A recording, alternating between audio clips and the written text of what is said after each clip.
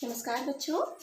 आज का हमारा टॉपिक है कक्षा 12वीं के अंतर्गत हमारा टॉपिक है चैप्टर सेकंड है विलयन। और विलयन के अंतर्गत हम आज पढ़ेंगे वास्तव में आपेक्षिक अवनमन। हमारा टॉपिक चल रहा है अणु संख्यक गुणधर्म, और जो वास्तव में आपेक्षिक अवनमन है वो क्या है? एक अणु संख्यक गुणधर्म। ठीक है, तो सबसे पहले हम देखें इसकी परिभाषा क्या है। वास्तव में आपेक्षिक अवनमन, तो आप नोट कर लेंगे इसकी जो परिभाषा है। इसके अनुसार यहाँ पर कहा जाता है, जब किसी विलायक में अवाष्पशील विलेय मिलाया जाता है, जब किसी विलायक में अवाष्पशील विलेय मिलाया जाता है तो प्राप्त विलयन का जो वाष्प दाब है वो शुद्ध विलायक की अपेक्षा कम हो जाता है। इसे हम कहते हैं वाष्प दाब में आपेक्षिक अवनमन। ठीक है, तो हमने जो कहा कि हमारे पास क्या है कि एक है विलयन और दूसरा क्या है? विलायक। तो यहाँ पर जो विलयन है उसमें क्या है? विलायक भी है और विलेय भी है। ठीक है, और दूसरा अगर हमने क्या लिया? विलायक। इसको इस तरीके से हम समझे, हमारे पास दो है, एक हमारे पास है विलयन और दूसरा हमारे पास क्या है? विलायक है। तो जो विलायक है, हमने पढ़ के आए इसके पहले राउल का नियम, उसमें हमने देखा कि जो विलायक है उसका जो वाष्प दाब है विलयन की अपेक्षा अधिक होता है। तो यहाँ पर बस इस चीज को आप ध्यान रखिए कि विलायक का जो वाष्प दाब है वो अधिक होता है और विलयन का वाष्प दाब कम होता है। क्यों होता है? क्योंकि उसमें विलायक के साथ अवाष्पशील विलेय मिला होता है। ये विलेय कैसा है? अवाष्पशील, मतलब जिसमें वाष्पन की क्रिया नहीं होती है ना। तो वाष्पन की क्रिया नहीं होती इसलिए इसका वाष्प दाब कम हो जाता है। तो हमारी जो डेफिनेशन बनती है वाष्प दाब में आपेक्षिक अवनमन की, वो है कि अवाष्पशील विलेय युक्त विलयन का जो वाष्प दाब है वो शुद्ध विलायक की अपेक्षा कम होता है। इसे कहा जाता है वाष्प दाब में आपेक्षिक अवनमन। विलायक है उसका अधिक होता है वाष्प दाब और विलयन है उसका कैसा होता है? कम होता है।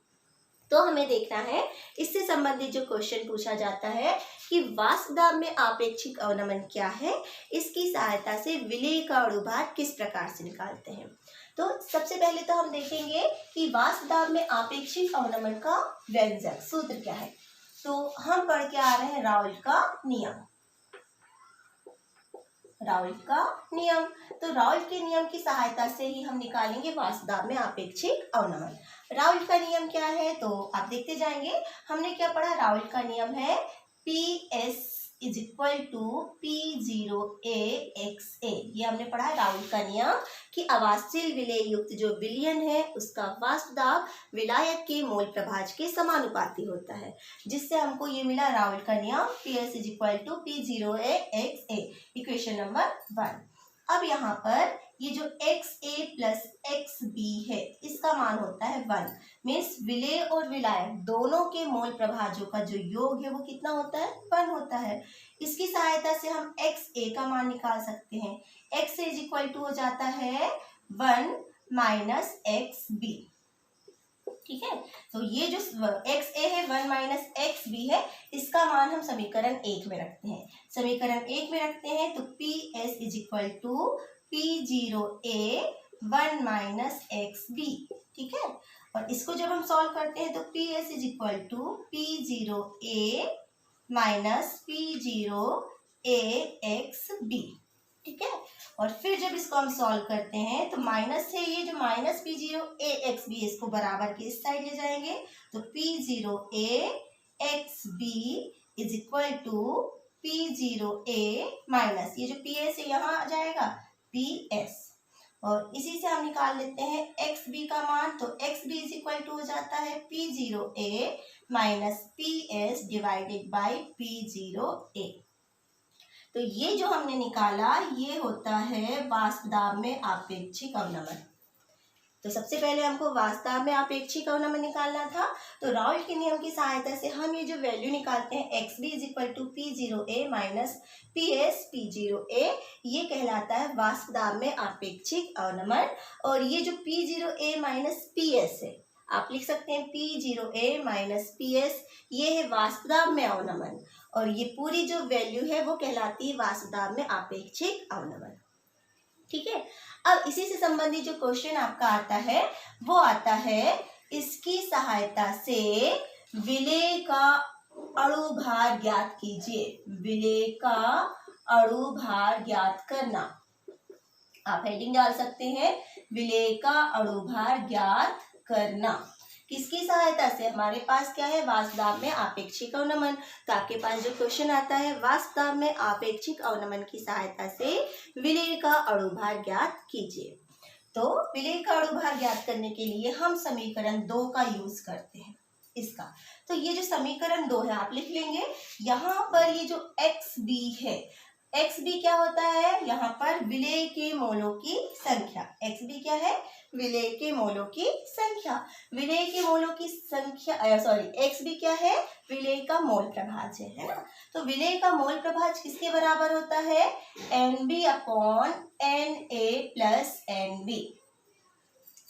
विलेय का मोल प्रभाज्य XB इज इक्वल टू होता है NB upon Na plus NB। तो यहाँ पर ये जो Na और NB है, इसमें तनु विलयन के लिए ये जो NB है, इसका मान स्मॉल लेटर पे भी लिखा है, तो स्मॉल लेटर NB का मान बहुत ही कम होता है। किससे? Na से। Na का मान बहुत ज्यादा होता है और NB का मान कम होता है।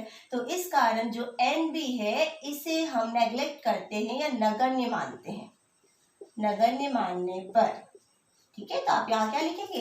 तनु विलयन के लिए NB का मान Na की तुलना में बहुत कम होता है, इसलिए NB को हम नगण्य मानते हैं। तो XB इज इक्वल टू क्या हो जाएगा? NB upon Na।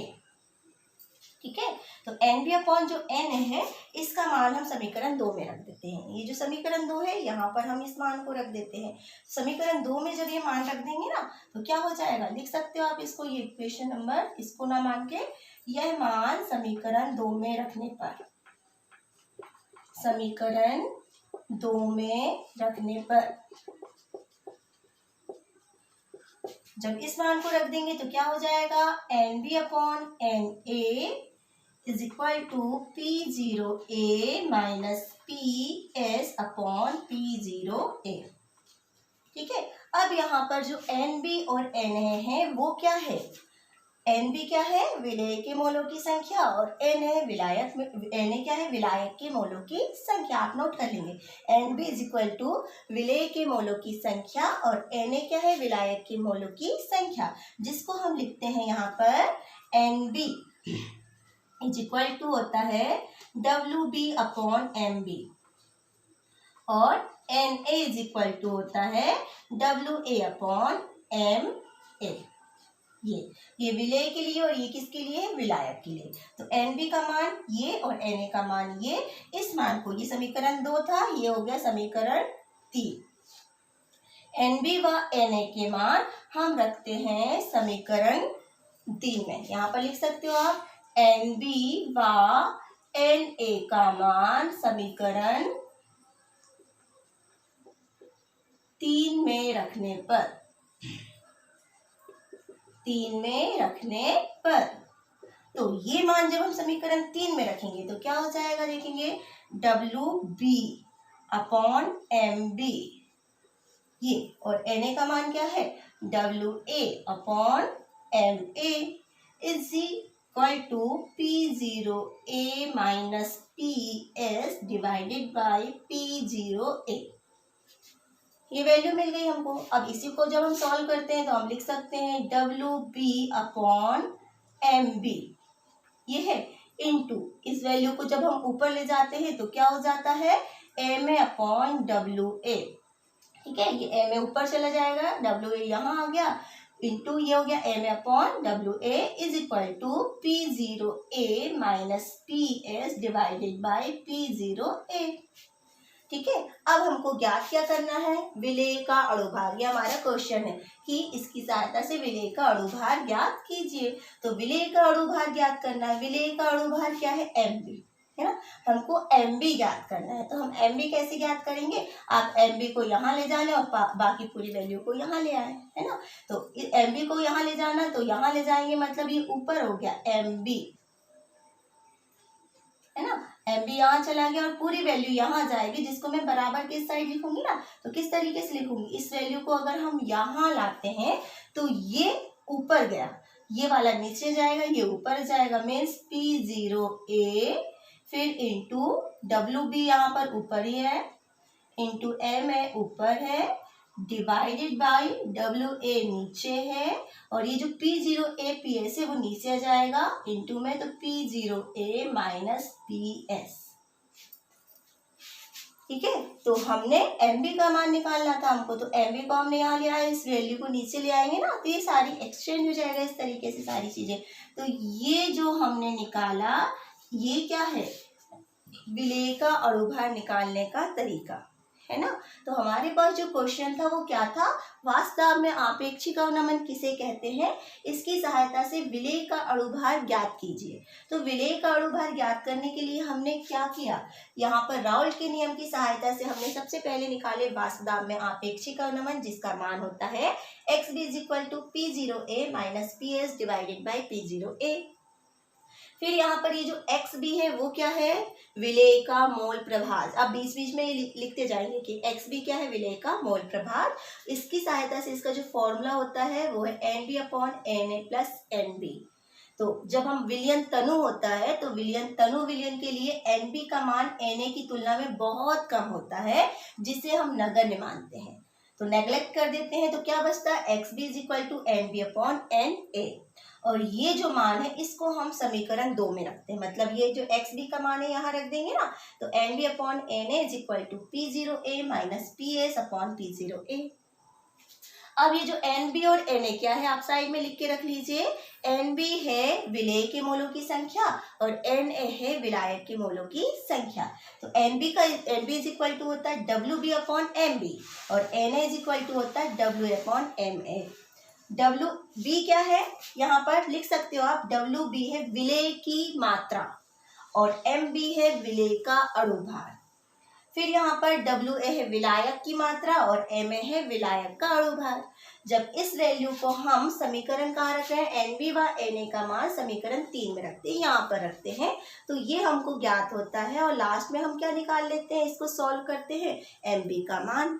तो MB का जब हम मान निकालते हैं तो वो क्या आता है, P0A। तो आप इन सबको नोट करेंगे नीचे। P0A क्या है, शुद्ध विलायक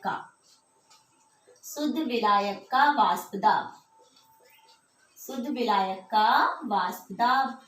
फिर यहाँ पर आप लिखेंगे जो WA है, तो पहले ये क्या है, विलायक की मात्रा। फिर यहाँ पे जो WB है वो क्या है, विलेय की मात्रा। फिर यहाँ पर जो WA है वो क्या है, WA तो हमने लिख चुका है, WB भी लिख दिया। अब हमको क्या लिखना है यहाँ पर, MB क्या है, विलेय का